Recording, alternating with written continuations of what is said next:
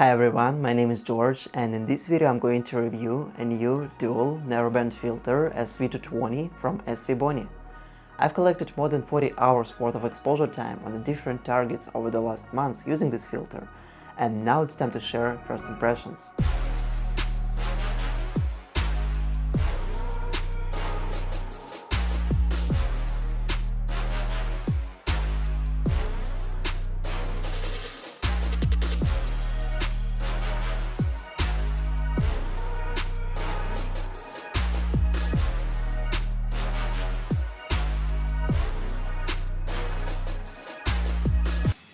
The company Svbony reached me out again and said they are planning to release their first dual narrowband filter. They sent me this sample version for review and test purposes, and since it's just a sample, it doesn't have any branding on it yet. And just want to mention that I wasn't sponsored or paid for this video, and Svbony has no influence on what I'm about to say. We use dual narrowband filters with color cameras, and there are many options on the market.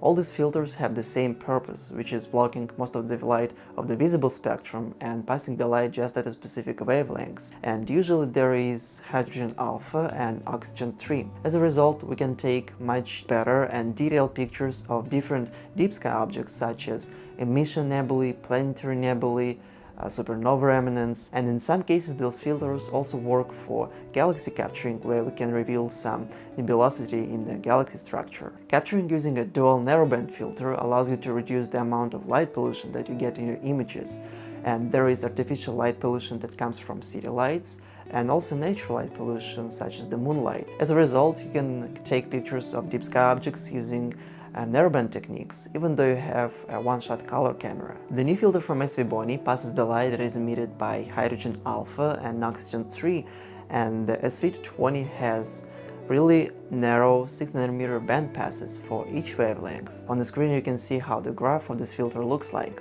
And as I mentioned earlier in this video, I've collected more than 40 hours of exposure time on different targets using this filter. And guys, I was really surprised by the quality of images I was getting. Even when I was capturing using this filter under the full moon, I still was getting really nice results, and I was able to reveal many details of emission nebulae. So over the last months I've shot some targets in the constellation Cygnus. They were North American Nebula and the Butterfly Nebula. I was really surprised by the amount of details I revealed on the Veil Nebula and all these detailed and tiny structures of the supernova remnants that I got. I've also taken pictures of some popular targets in constellation Orion, and just look at the amount of details I got on the Orion Nebula in the red channel in less than 2 hours of capturing. Okay, it's always nice to look at processed images with all the amount of details and lesser number of noise. But let's actually look how single exposures look like when we take pictures using this new SV220 filter, so that you have some ideas of what you can expect from using this filter. And let me start with a picture of the North American Nebula that I got on the night of October 10th. By the way, the whole gear that I was using is mentioned right here on the screen, and for basically all these images I've used exactly the same gear and the same settings. The only difference between these images will be the moon phase or the date of capturing. So on the image of the North American Nebula we have the moon in almost full phase on the night of October 10th. However, on this 300-second exposure we have really good number of details of the nebula, all these dark structures, and it all looks pretty nice. Especially I like the stars, they're really small and nice. And let's look at the same picture that I got a few days later. It was October 14th. And you can see that this image has much more details, and especially in this section of image where we have some light that is emitted by oxygen 3. And as you can see, these two shots, they're really different. And so on this shot the moon was in almost full phase, and on the second shot the moon was almost 74% illuminated. The only thing, it was located just a few degrees above the horizon, so the skies were not so highly polluted. And also what I want to show you is that how red and green channels look like. So here we got image, basically the same image, just the red channel. So this one is from October 10th and this one is from October 14th. So as you can see, in terms of details there are almost no difference. The only thing on the picture from October 14th, there is significantly less amount of noise So that's October 10th and that's October 14th. But overall, in terms of details, there are not a lot of difference. And now let's look at the green channel that is most interesting in my opinion. So here is image of the North American nebula in the green channel on October 10th. And here is the green channel of the image that was taken a few days later. So as you can see, if we take a look at the green channel, there is huge difference between the image from October 10th and from October 14th. So just as a reminder, on the picture from October 10th, we have the moon in the full phase. And on the picture from October 14th, the moon was just rising above the horizon. And as you can see, since skies were not so highly light polluted, we revealed more details in the green channel. And basically all these details in the green channel, they help me to reveal all these details on the color version of the image. So once again, here is the image from October 10th, and that's the image from October 14th. And now I want to show you a picture of the Horsehead Nebula. So this one is a picture that I actually got in February earlier this year. So this image was taken using exactly the same telescope, the camera. The only difference is on the image from February, the sensing temperature is much lower than on the images that I was getting in October this year. So here is a picture that was taken without using any filters. And that's the picture of the Horsehead Nebula that was captured using SV220 filter. As you can see, this filter allows you to reveal much more details in the hydrogen region over here, especially in that part.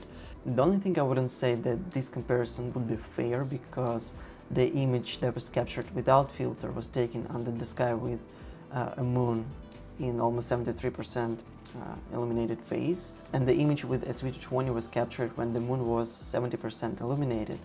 In the meanwhile, there is still a noticeable difference between these two images.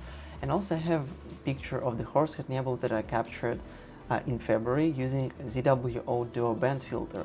So the difference between ZWO dual band filter and SV220 is that SV220 has more narrow band passes, and on the screen you can see picture without the filter. That's picture that was captured using ZWO dual band filter in February under the 73% illuminated moon, and here is image that was captured using SV220 filter. So as you can see, these narrow band passes allow you to reveal much more details in hydrogen. And also on the Horsehead Nebula, I wanted you to see red channels. So that's the red channel from image without the filter.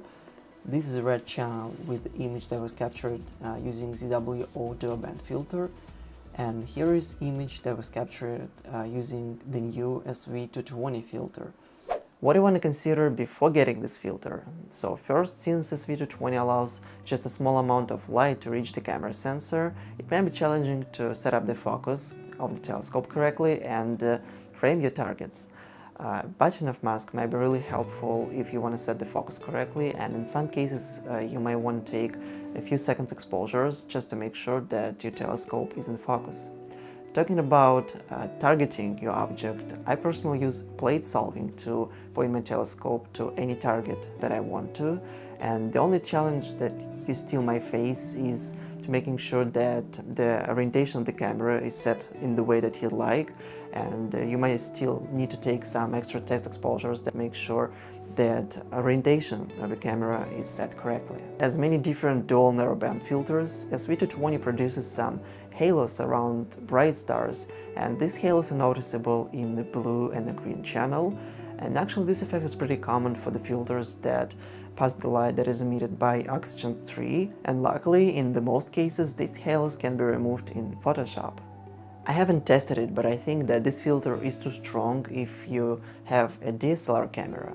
I don't want to say don't try this filter with a DSLR, but the point I want to make is that it might be challenging to get pictures using a DSLR camera rather than a dedicated one-shot color camera such as the ZWO, QHY or any different brand. At the time of filming this video, Svbony is planning to sell only a 2-inch version of this filter, and as they mentioned in one of their emails, an 1.25-inch version of this filter might be added later. Overall guys, I was really impressed by this filter and the pictures I was getting using it. SV220 works really great by cutting down the light pollution and improving your images and revealing more faint detailed structures of objects that emit hydrogen alpha and oxygen 3 light. At the time of filming this video, this filter is not on sale yet, and I don't know the exact price for this filter, but I think that the closest competitor to this filter will be the Optolong L Extreme filter that has 7nm band passes. The price for a 2-inch version for this filter is around $300 American right now. Svbony company is known as a company that tries to make products more affordable to people, that's my opinion. And I was really shocked when I saw in the email that Svbony is planning to sell this filter for around $160 American. And if it is, I think it's going to be the great deal. And as far as I'm aware, Svbony is planning to put this filter on sale later in December. So if you got interested in this filter, you might want to follow Svbony and stay tuned for release date of this filter. Alright, so it was a quick review of Svbony SV220 dual narrowband filter.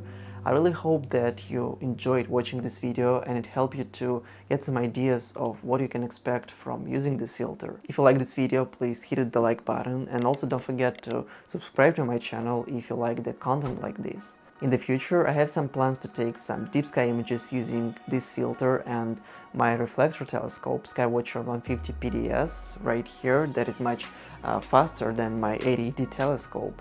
So stay tuned for new images that I'm about to capture. And of course, I really hope to see you in the future videos, but until then, clear skies.